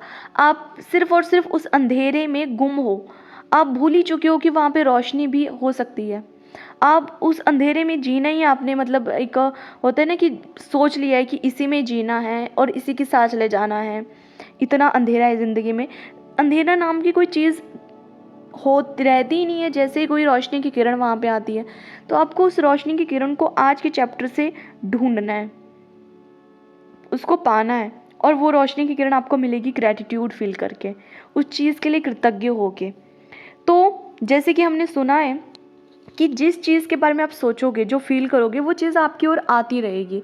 अगर आप गलतियों के बारे में सोचते रहोगे, है ना, उनसे सीखोगे नहीं, कुछ नहीं, तो वही चीज़ आपके साथ रिपीट होती रहेंगी। रिपीट इसलिए हो रही है क्योंकि आप सीख नहीं रहे हो। जैसे आप सीख लोगे, आगे बढ़ जाओगे, तो आप वो गलती नहीं करोगे। अरे भाई, फिर से वो गलती क्यों करनी है, सीख तो लिया, उससे क्या सीखना था। अब कोई खुद से थोड़ा ना कुएं में कूदता है, खुद से तो कोई भी नहीं कूदता है, तो इसलिए आप रिपीट थोड़ा ना करोगे उनको। तो गलतियाँ अधिक गलतियों को आकर्षित करती हैं और वरदान अधिक वरदानों को। अब आप देखो, आपको वरदान लाइफ में चाहिए, गलतियाँ चाहिए। वरदान चाहिए तो वही करो जो आज रोंडा बायर्न कह रही हैं। क्या करना है, उन गलतियों में भी, उन बुरी से बुरी सिचुएशंस में भी आपको पॉजिटिविटी ढूंढ लेनी है, ग्रैटिट्यूड ढूंढ लेना है कि मैं किस चीज़ के लिए कृतज्ञ हूँ। ठीक है, आगे वो बता रही हैं, आज अपनी एक गलती के बारे में सोचें जो आपने अपने जीवन में की हो। इससे कोई फ़र्क नहीं पड़ता कि वह बड़ी थी या छोटी, लेकिन उसे चुनें। जिसके बारे में सोचने से आपको अब भी चोट पहुंचती है। शायद आप किसी करीबी व्यक्ति पर भड़क गए थे और इसके बाद वह संबंध फिर पहले जैसा नहीं रहा। शायद आपने किसी दूसरे व्यक्ति पर आंख मूंद कर विश्वास किया और उसने आपके साथ दगा किया। शायद आपने किसी को बचाने के लिए सफ़ेद झूठ बोला और इसकी वजह से आपको मुश्किल स्थिति का सामना करना पड़ा। आपने किसी चीज़ के मामले में अधिक सस्ता विकल्प चुना और यह गलत हो गया और अंत में आपका बहुत खर्चा हो गया। आपने सोचा था कि आप किसी चीज़ के बारे में सही निर्णय ले रहे हैं, लेकिन पासा पूरी तरह से उल्टा पड़ गया। तो रोंडा बायर्न आज हमें बोल रही हैं कि प्रैक्टिस कैसे करनी है। सबसे पहले तो किसी एक गलती को चुनो, आपकी लाइफ की कोई एक ऐसी गलती को चुनो जिसके बारे में सोचते हुए, जिसके बारे में याद करते हुए आपको आज भी वो दर्द महसूस होता हो। वो चीज़ आपने चुननी है, चाहे वो गलती छोटी हो, चाहे वो गलती बड़ी हो, चाहे वो गलती किसी को पता हो, किसी को पता नहीं हो, सिर्फ और सिर्फ आपको ही पता हो। आपको एक ऐसी गलती चुननी है जो आज भी आपको चोट पहुंचाती हो, जिसके बारे में सोचते हुए आज भी आप इमोशंस, आज भी आप नेगेटिव हो जाते हो, आज भी आपके इमोशंस बाहर आ जाते हो। तो वैसे एक गलती के बारे में सोचो, ठीक है, सिर्फ और सिर्फ एक। ओके, इस और साथ ही साथ में रोंडा बायर्न हमें एग्जाम्पल से भी समझा रही है कि हो सकता है कोई बहुत क्लोज आपका फ्रेंड हो या आपका पार्टनर हो जिसके ऊपर आपने गुस्सा कर दिया हो और उसकी वजह से आपको खुद अब बुरा लग रहा हो, या हो सकता है उसकी वजह से आपके रिश्ते टूट गए हों या आपके रिश्ते बिगड़ गए हों, जो कि अब पहले जैसे वो वैसे खुशनुमा हंसी वाले वैसे ना रहे हों। या हो सकता है कि आपने किसी पे ब्लाइंडली ट्रस्ट किया और बाद में आप ब्लाइंड ही प्रूव हो गए। ऐसा हो सकता है, या ऐसा हो सकता है कि किसी ने आपको चीट किया हो, आपको ऐसा लगता हो कि किसी ने मुझे चीट किया है। या हो सकता है आपने किसी और के खातिर कोई झूठ बोला और उस झूठ बोलने की वजह से आप बुरी तरह फंस गए। या ऐसा हो सकता है कि आप कहीं पे शॉपिंग करने के लिए गए, आपने सोचा कि चलो सस्ता सा कोई सामान खरीदता हूँ, ठीक है, सस्ते सस्ते के चक्कर में सामान तो खरीद लिया, फिर उसके बाद उल्टा उससे ज़्यादा नुकसान हो गया। वो चीज़ थोड़ी दिन चली, उसके बाद उसकी मेंटेनेंस करते करते आपका और ख़र्चा हो गया। जैसे मान लो कोई सेकंड हैंड कार या सेकंड हैंड कोई बाइक ऐसे ही ख़रीद ली, बिना ज़्यादा ये देखे हुए कि वो सही कंडीशन में है या नहीं है, बस ऐसे ख़रीद ली कि चलो सस्ती मिल रही है, और बाद में उसकी मेंटेनेंस के चक्कर में बहुत ज़्यादा पैसे खर्च कर दिए। मतलब वो जो आपका डिसीज़न था सस्ता सस्ता ख़रीदना, वो बाद में आपको महंगा पड़ गया। या हो सकता है कि किसी चीज़ के बारे में आप कुछ और आपने सोचा हो, कुछ डिसाइड किया हो, और हुआ ये कि जो भी आपने सोचा हो बिल्कुल उससे अपोजिट चीज़ें आपके साथ हो गई। तो आज आपने क्या करना है कि अपनी लाइफ की कोई एक ऐसी मिस्टेक को पकड़ना है, ऐसी मिस्टेक जो आज भी आपको चोट पहुंचाती हो, ठीक है, चूज़ कर लो। आगे रौंडाबन कह रही हैं, जब आप किसी गलती को जादू से वरदान में बदलने का चुनाव कर लें तो कृतज्ञ होने के लिए चीज़ों की तलाश करें। आपकी मदद के लिए यहाँ 2 सवाल दिए जा रहे हैं जो आप खुद से पूछ सकते हैं। तो अब आपने गलती चुन ली ना कि आज आपने किस पे काम करना है, उसके बाद आपने क्या करना है, ये जो आज की प्रैक्टिस है कि जादू से अपनी गलती को वरदान में बदलने वाली प्रैक्टिस, इसमें आपने क्या करना है कि ग्रैटिट्यूड होने के लिए, ग्रैटिट्यूड फील करने के लिए आपने खुद से 2 सवाल पूछने हैं, ठीक है। कई बार ऐसा होता है ना कि हमें समझ में नहीं आ रहा होता है कि कैसे उस चीज़ के लिए मैं ग्रैटिट्यूड फील करूं, कैसे उस चीज़ के लिए कृतज्ञ महसूस करूं जिसकी वजह से मैं इतना रोया, इतना मैंने कष्ट सहन किया, इतने बुरा टाइम मैंने देखा है ना, इतना स्ट्रगल किया। ऐसा होता है ना कि आता ही नहीं है, ग्रैटिट्यूड ही नहीं निकलता है। तो वो कह रही है इसके लिए मैं ऐसा करती हूँ कि इसके लिए मैं आपको 2 सवाल खुद से पूछने को कह रही हूँ, और वो 2 सवाल हैं, और वो सवाल है, फर्स्ट, मैंने गलती से क्या सीखा, what did I learn from the mistake. पहला सवाल ये है, खुद से पूछना है ये सवाल और खुद को आंसर देना है। अब गलती आपको पता है ना कौन सी गलती पे आज आप काम करो, अब पूछो कि मैंने उससे क्या सीखा, उस गलती से क्या सीखा। खुद को सवाल, उस सवाल का फिर आंसर खुद को दो, ठीक है। सेकंड है, वे कौन सी अच्छी चीज़ें हैं जो गलती के फलस्वरूप सामने आई। What are the good things that came out of the mistake. खुद से ये सवाल पूछो फिर कि कौन सी ऐसी चीज़ है जो कि उसके बाद अच्छी हुई, ठीक है। और ये जो 2 सवाल है ना, ये आपको शांति से कहीं बैठ के खुद से पूछने हैं और डीप ड्वेलिंग करनी है अंदर जाके खुद की कि क्या सीखा मैंने उस गलती से। मे बी आपने ये सीखा हो कि बिल्कुल ब्लाइंडली ट्रस्ट नहीं करना चाहिए, मे बी, है ना।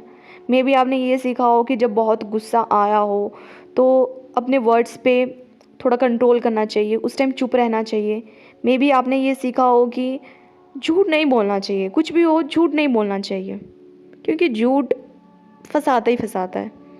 या मे बी आपने ये सीखा हो कि सस्ते के चक्कर में नहीं पड़ना चाहिए, हमें क्वालिटी देखनी चाहिए कि क्वालिटी कहाँ पे अच्छी मिल रही है, फिर वो चीज़ थोड़ी महंगी क्यों ना हो, थोड़ा वेट करके, थोड़े और पैसे इकट्ठे करके फिर उस चीज़ को ख़रीदना चाहिए, सस्ते के चक्कर में नहीं जाना चाहिए। या आपने ये सीखा हो कि कभी भी कोई डिसीज़न लेने से पहले हर पहलू को देखना चाहिए, है ना, हर चीज़ के बारे में थोड़ा सोचना चाहिए, एकदम क्विक डिसीज़न नहीं लेना चाहिए बिना सोचे समझे। या आपने ये सीखा हो कि कैसे अपने रिश्तों को हमेशा मधुर बनाया जाता है। आपने ये सीखा हो कि जब आप बहुत एक्साइटेड हो तब एकदम से प्रॉमिसेस नहीं करने चाहिए, क्योंकि कई बार वो प्रॉमिसेस हम नहीं पूरे कर पाते हैं। हो सकता है जिसकी वजह से लोग आपके बारे में ये सोचते हो कि आपने चीट किया और आज आप उस गिल्ट में जी रहे हो। तो इस तरह से आपको खुद से सवाल पूछना है कि मैंने क्या सीखा उससे, तो इस तरह से आपको कोई आंसर खुद को मिलेगा। फिर दूसरा सवाल है कि वे कौन सी अच्छी चीज़ें हैं जो उस गलती के फलस्वरूप सामने आई। कौन सी अच्छी चीज़ हुई? अब हो सकता है कि अब आपने वो चीज़ करना छोड़ दी हो, तो उसकी वजह से आप बहुत सारी सिचुएशंस में बहुत अच्छे से, बहुत कामली डील कर पाते हो। अब आपको पता चल गया हो कि हाँ, मुझे अब वैसी चीज़ें फिर से रिपीट नहीं करनी है।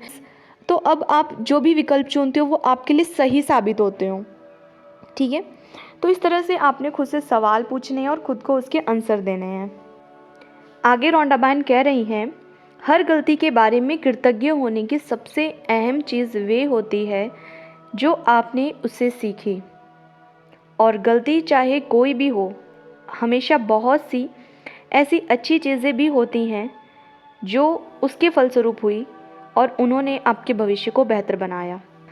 तो रोंडाबाइन कह रही हैं कि जब भी आपको अब गलती याद करनी है तो आपने ढूंढना है कि उसमें से मैंने सीखा क्या, और जो भी आपने उससे सीखी, जो भी सबक आपने उससे सीखा है, उसके लिए कृतज्ञ होना है फिर।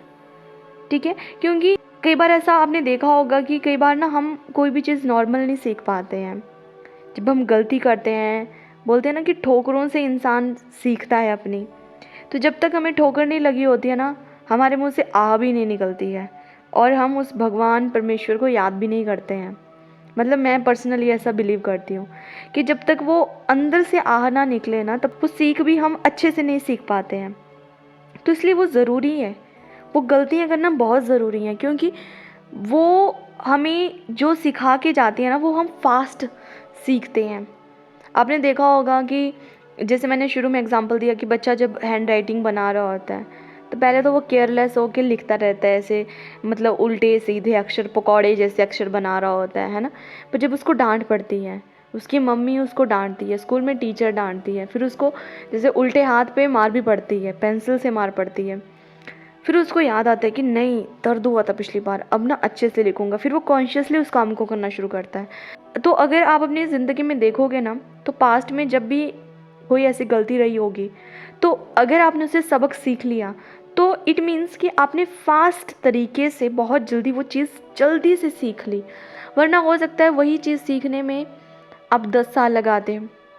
बोलते हैं ना कि कई बार हमारे अनुभव या हमारी रिस्पॉन्सिबिलिटीज़ हमें जल्दी मैच्योर कर देती हैं। तो अगर वो चीज़ें हमारे कंधे पे नहीं आई होती, हमारी जिम्मेदारियाँ वो कंधे पे नहीं आई होती, तो हम वो शायद मैच्योर भी जल्दी नहीं होते। तो इसका मतलब है कि उम्र से पहले अगर आप कोई चीज़ सीख रहे हो, टाइम से पहले, जिसको सीखने में लोगों को सालों साल लग जाते हैं, अगर आपको वो चीज़ आज मिल रही है, वो भी कम समय में, इट मीन्स आपका ग्रैटिट्यूड उसके लिए भी पेंडिंग है अब। क्यों? क्योंकि वैसे अगर आप वो सीखते, वो जानते, वो चीज़ समझते, तो न जाने कितना टाइम लगता। पर एक गलती ने आपको वो चीज़ फट से सिखा दी, सिर्फ एक गलती ने। ठीक है? तो अब उसके लिए ग्रेटफुल रहना है। आगे वो कह रही हैं, इसके बारे में बहुत सावधानी से सोचें और देखें कि क्या आप कृतज्ञ होने के लिए 10 वरदान खोज सकते हैं। आपके खोजे हुए प्रत्येक वरदान में जादुई शक्ति है।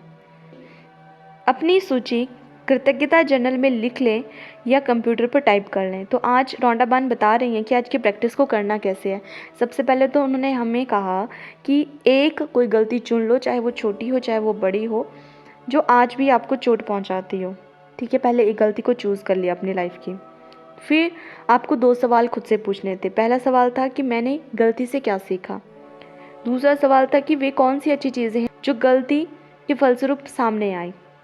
जब ये 2 सवाल आप खुद से पूछ लोगे, इट मीन्स आपको अब वहाँ पे रोशनी दिखना शुरू हो गई है। आपको पता चल गया है कि मेरे साथ अच्छा क्या हुआ उस चीज़ की वजह से। फिर आपने क्या करना है, 10 ब्लेसिंग्स का मतलब हुआ कि 10 ग्रैटिट्यूड उस गलती के लिए लिखना शुरू करने हैं।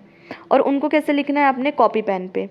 यहाँ पे तो उन्होंने एक ऑप्शन दी है कि आप कंप्यूटर पे टाइप भी कर सकते हैं, पर मैं आपको कहूँगी कि कॉपी पेन लेकर लिख के करने हैं आपने, ये टाइप करके नहीं करना है। उससे फीलिंग भी नहीं आती और साथ में जब आप लिखते हो तो आपके न्यूरो पैटर्न भी आपके खुलते हैं, दिमाग के साथ कनेक्शन होता है ना हमारा, तो चीज़ें और डीपली याद आती हैं। तो आपको वो चीज़ें अब लिख के करनी है। ठीक है? हाथ से।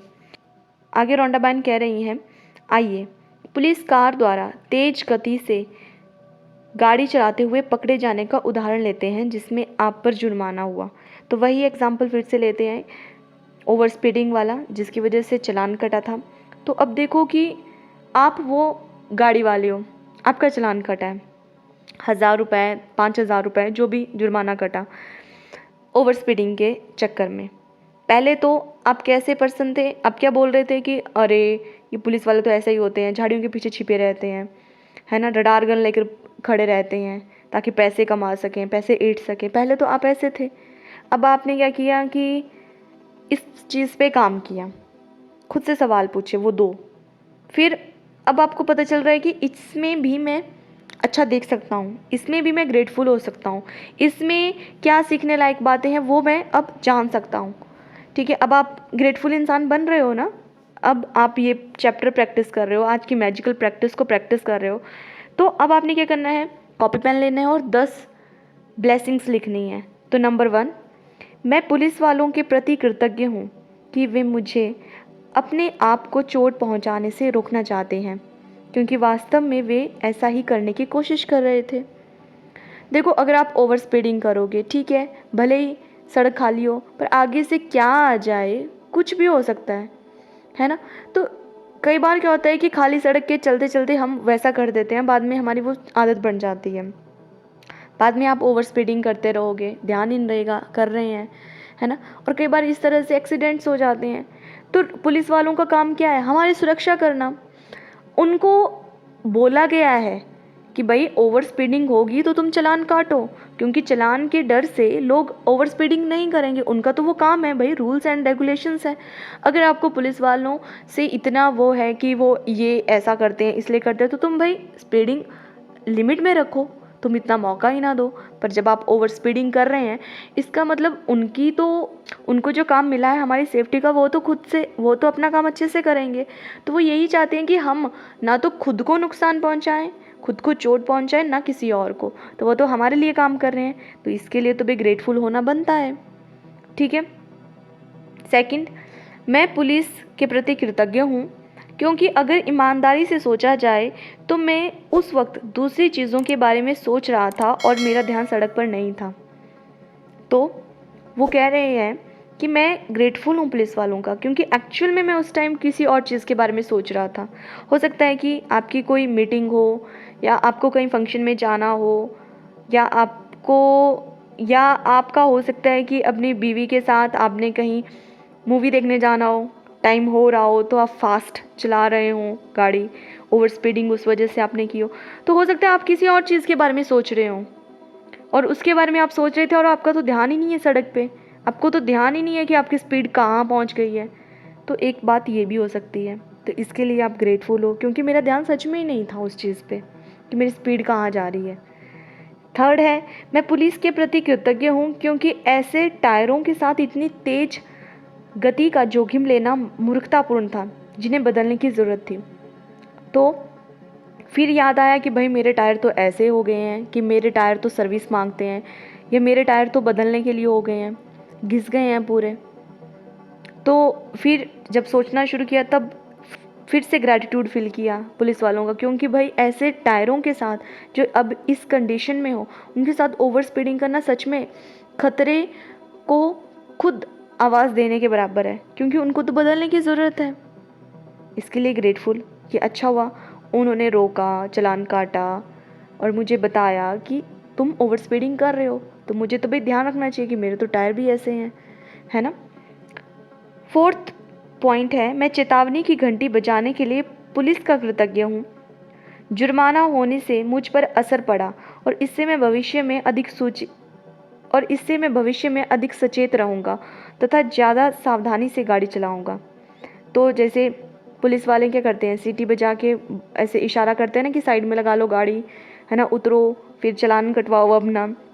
तो वो कह रहे हैं कि चेतावनी की जो घंटी बजाई थी पुलिस वालों ने, उसके लिए मैं ग्रेटफुल हूँ। क्यों?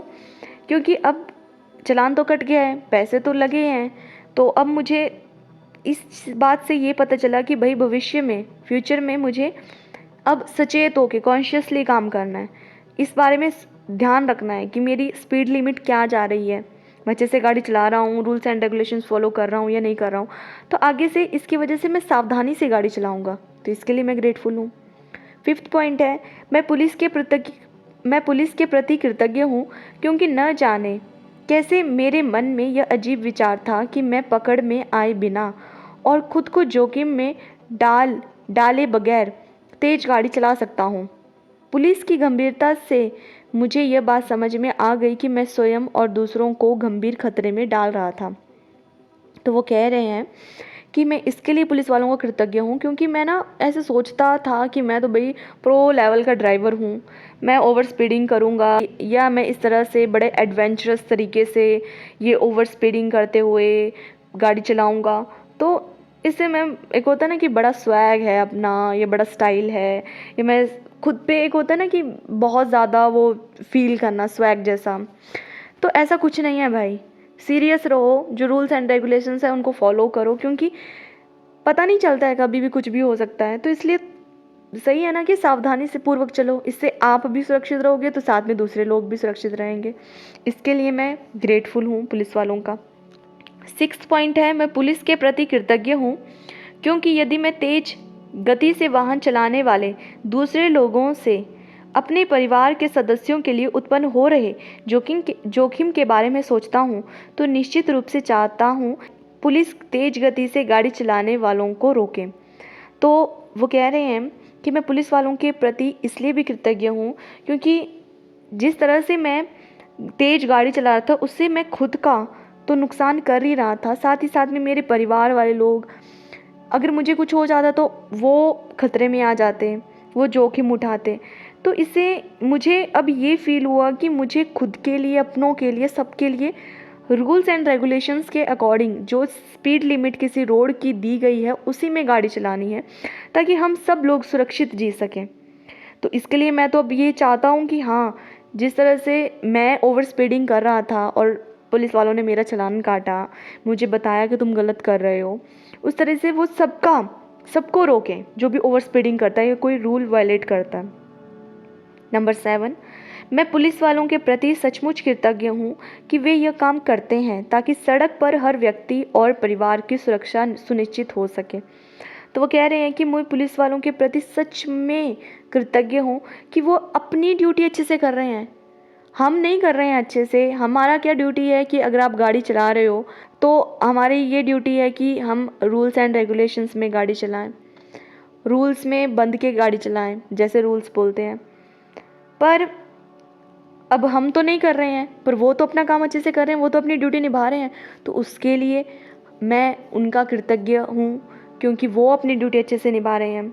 8th है, मैं पुलिस वालों के प्रति कृतज्ञ हूँ कि वे हर दिन दिल तोड़ने वाली स्थितियाँ देखते होंगे और वे तो बस मेरे और मेरे परिवार के जीवन की रक्षा करने की कोशिश कर रहे हैं। तो वो कह रहे हैं कि मैं पुलिस वालों के प्रति थैंकफुल हूँ, क्योंकि उनका तो ये रोज़ का काम है। वो न जाने कितने ऐसे रोड एक्सीडेंट्स ये सब देखते होंगे, कितने बुरी बुरी सिचुएशंस में भी लोगों को देखते होंगे, है ना। तो वो नहीं चाहते हैं कि मैं और मेरे परिवार के साथ ऐसा कुछ भी हो। तो वो उनका यही पर्पस है कि वो सबको बचाएं, सबकी सुरक्षा का ध्यान रखें, क्योंकि वो तो ऐसी दिल दहलाने वाली सिचुएशंस को देखते रहते हैं। तो वो नहीं चाहते हैं कि औरों के साथ वैसा कुछ हो।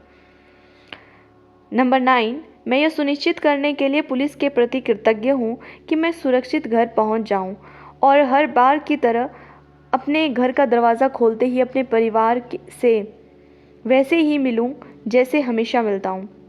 तो मैं इसके प्रति कृतज्ञ हूँ कि पुलिस वाले चाहते हैं कि मैं सेफली घर पहुँच जाऊँ, और जब घर का दरवाज़ा खोलूँ तो जैसे मेरे घर वाले मेरा वेलकम करते हैं, मुझे वहाँ घर जाके बहुत अच्छा लगता है, तो वैसे ही हर रोज़ की तरह वैसा ही हो, कुछ भी गलत ना मेरे साथ हो। इसके लिए मैं उनका ग्रेटफुल हूँ। नंबर 10, मैं पुलिस के प्रति उन सभी संभावित परिणामों के कारण कृतज्ञ हूँ जो मुझे तेज गति से गाड़ी चलाने से रोक सकते थे। पुलिस द्वारा पकड़े जाना सबसे कम हानिकारक परिणाम था और यह मेरे जीवन का सबसे बड़ा वरदान हो सकता है।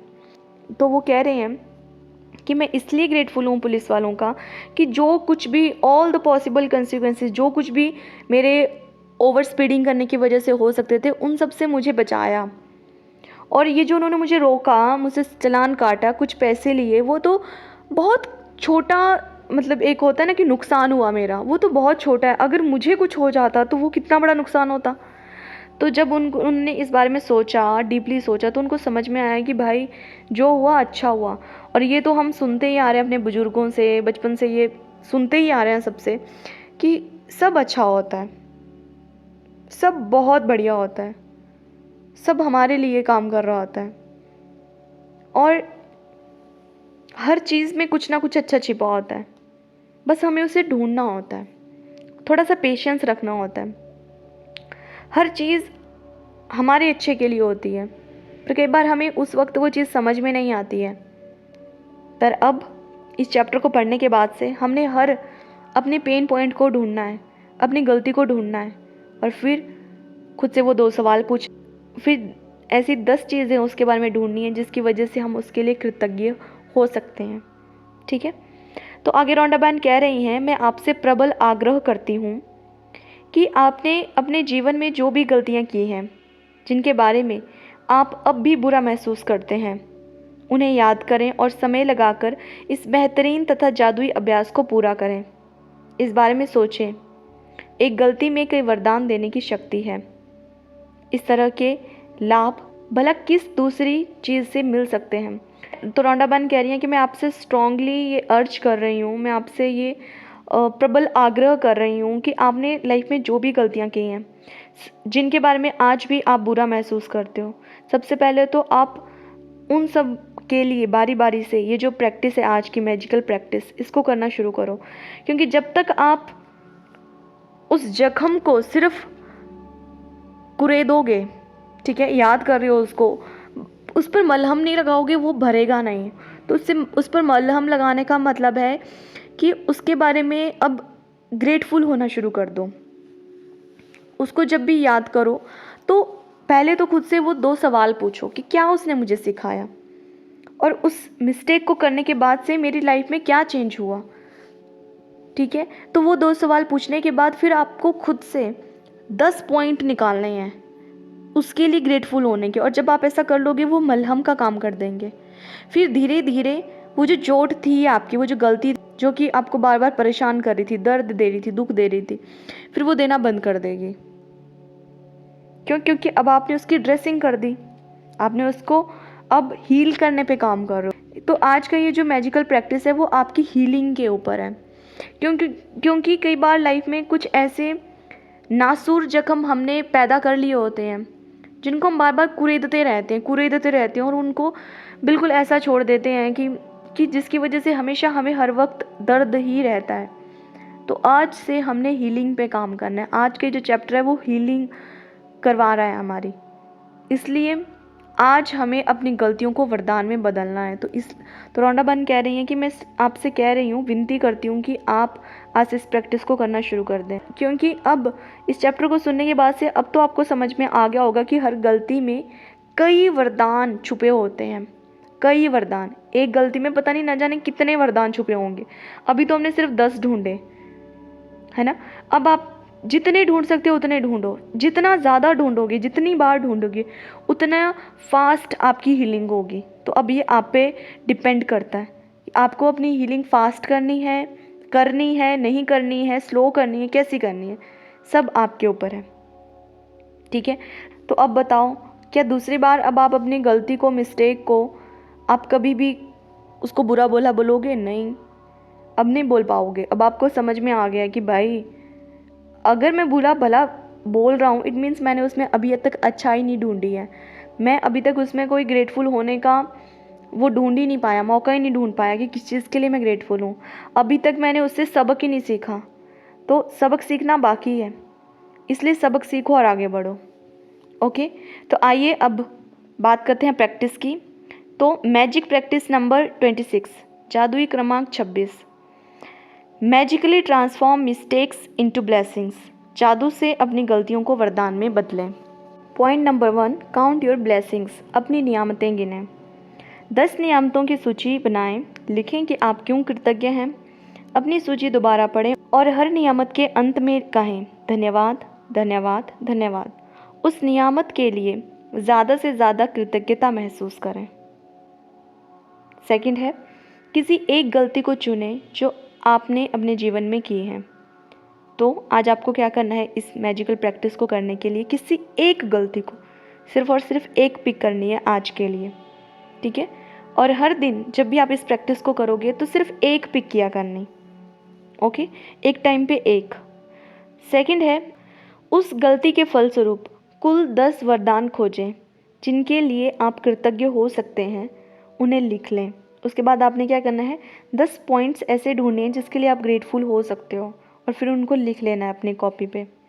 फोर्थ है, वरदान खोजने में अपनी मदद करने के लिए आप खुद से ये सवाल पूछ सकते हैं, मैंने गलती से क्या सीखा, वे कौन सी अच्छी चीज़ें हैं जो गलती के फलस्वरूप उत्पन्न हुई। तो वो जो 2 सवाल थे आपको, वो आपने पूछने हैं, क्योंकि जब आप वो पूछोगे आपका दिमाग फिर आंसर ढूंढेगा तो आपके पास वो चीज़ें सामने आएंगी कि क्या अच्छा हुआ उसकी वजह से, किस चीज़ के लिए मैं ग्रेटफुल हो सकता हूँ, कौन सा ऐसा सबक था, वो गलती मुझे सिखा के गई है जिससे मैं सीख गया हूँ और अब मेरे लाइफ में वो चीज़ रिपीट नहीं हो रही है। तो ये 2 सवाल आपने खुद से पूछने हैं, 10 ब्लेसिंग्स लिखनी है अपनी, और इस तरह से आपकी हीलिंग हो जाएगी, ओके। और ये प्रैक्टिस ख़त्म, और उस गलती के लिए ये वाली प्रैक्टिस फिर पूरी हो जाएगी। और हो सकता है कई बार ऐसा होता है कि कोई चोट बहुत गहरी होती है, एक दिन एक बार ये प्रैक्टिस करने से नहीं पूरी होती है। तो जब तक आपको ऐसा लगे कि चोट अभी पूरी तरह से हील नहीं हुई है, तब तक आप करते जाओ और कोशिश करो कि हर बार नई नई चीज़ों के लिए ग्रेटफुल होना ढूंढो। कि इस बार आज अगर मैंने 10 पॉइंट ये लिखे हैं, तो कोशिश करो कि अगले दिन जब भी आप ये प्रैक्टिस करो कि 2-3 पॉइंट तो कुछ नए ऐड हो जाएं उसमें, ठीक है। कुछ पॉइंट्स रिपीट हो सकते हैं, पर कोशिश करो कि और किन किन चीज़ों की वजह से मैं ग्रेटफुल हो सकता हूँ। क्योंकि जितने जल्दी आप इस प्रैक्टिस को करोगे, जितने जल्दी आप ये ग्रैटिट्यूड आप फील करोगे अपनी गलतियों के लिए, उतनी जल्दी आपकी, उतनी फास्ट आपकी हीलिंग होगी। तो आज आप ही अपने डॉक्टर हो, अपने हीलर हो, और आपको बता दिया है कैसे खुद को हील करना है, बस अब काम करो, ठीक है। 5th पॉइंट है, आज रात सोने से ठीक पहले अपना जादुई पत्थर एक हाथ में थामें और दिन भर में हुई सबसे अच्छी चीज़ के लिए जादुई शब्द धन्यवाद कहें, ठीक है। तो ये तो आप हर रोज़ करते आ रहे हो। तो ये थी आज की हमारी डे 26 की प्रैक्टिस। आई होप आपको समझ में आ गई होगी और अब आप इसे अपने जीवन में करने वाले हो और अपने हर गलती को वरदान के रूप में बदलने वाले हो, ठीक है। तो अभी तक आपने अगर चैनल सब्सक्राइब नहीं किया है तो कर लीजिए, बेल आइकन प्रेस कर दीजिए और इन वीडियोस को बाकी लोगों के साथ दिल खोल कर शेयर कीजिए, ताकि उनकी लाइफ में भी द मैजिक बुक की एंट्री हो और वो भी अपने जीवन को संवारें जैसे आप संवार रहे हो। और अभी तक आपके पास अगर बुक ना हो, आपको बुक का PDF चाहिए हो, हिंदी इंग्लिश दोनों में, आपको मेरे टेलीग्राम चैनल पर मिल जाएगा और टेलीग्राम चैनल का लिंक डिस्क्रिप्शन में है। बाकी फिर मिलते हैं नेक्स्ट वीडियो में नेक्स्ट प्रैक्टिस के साथ। तब तक के लिए खुश रहिए, हंसते रहिए, मुस्कुराते रहिए, खुद का ढेर सारा ख्याल रखिए और अपने जीवन में होने वाले छोटे बड़े जादू को हमारे साथ कमेंट सेक्शन में शेयर कीजिए। और आपकी शेयरिंग्स मुझे और दूसरे लोगों को बहुत ज़्यादा मोटिवेशन देती है कि किस तरह से जादू आपकी लाइफ में काम कर रहा है, ठीक है। तो दिल खोल कर शेयरिंग कीजिए। फिर मिलते हैं नेक्स्ट वीडियो में और अंत में मेरे साथ कहें, सबका मंगल हो।